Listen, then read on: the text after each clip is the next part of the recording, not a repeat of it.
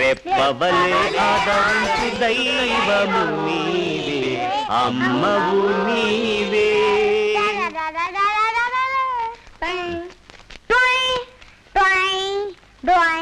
ఈ మ్యూజిక్ గిజుకు వద్దురా నాయనలారా. ఏమైంది? కరెక్ట్ గానే ఉందిగా. సర్లే బోయ్, మనం పాటలు పాడి పూలదండలేసి ఆశీర్వాదం తీసుకునే లోపల అమ్మ మీద ఎవడో అడ్డమైన వెధవ చెత్తేసిపోతాడు. మాలవై ఇందాక పాడాం కదరా, ఈ లోపల వచ్చాడు వాడు. వచ్చాడు వచ్చాడు వచ్చాడు. ఆపు ఆపు.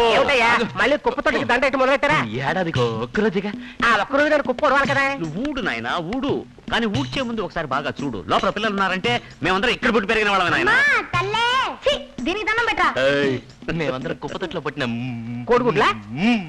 మాణిక్యాలు అంటున్నాడు. మాణిక్యాలా? మీ ఇద్దరు పేర్లు లింగం కదా, మార్చుకున్నారా? అందుకే నువ్వు ఇక్కడ చెత్త ఊడ్చుకుంటున్నావు. అయ్యో, అందుకే నువ్వు అదే అని చెప్పాడు కదా పావయ్య.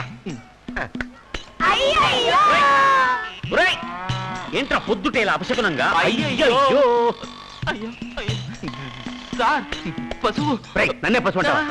అది కాదు సార్, పిల్లలు చదువుకునే చోట పశువులను తోలుకొచ్చి కట్టొచ్చు. ఇక మీదట పిల్లలు ఎక్కడ చదువుకోవడానికి వీల్లేదు. నువ్వు వదిలే, నువ్వైతే చాలాసేపు మాట్లాడతావు, నేను ఎంతో మాట్లాడతా.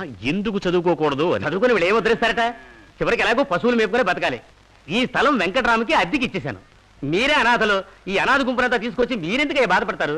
మీరేం మాట్లాడాలన్నా వెంకటరామ్తో మాట్లాడండి. నాతో కాదు, అతనితో మాట్లాడండి. Mister Venkatram, yes what you want? అవును, ఇంగ్లీషే మాట్లాడుతున్నాడు. అంటే మీకు చదువు విలువ ఏమిటో తెలుసు అనుకుంటాను. నువ్వుండ్రా, పిల్లలు చదువుకునే చోట పశువులు కట్టొచ్చా? చదువు ముఖ్యం కదా. వెంకట్రామ అనుకో గురించి మీరు వినే సరే. నీకంటే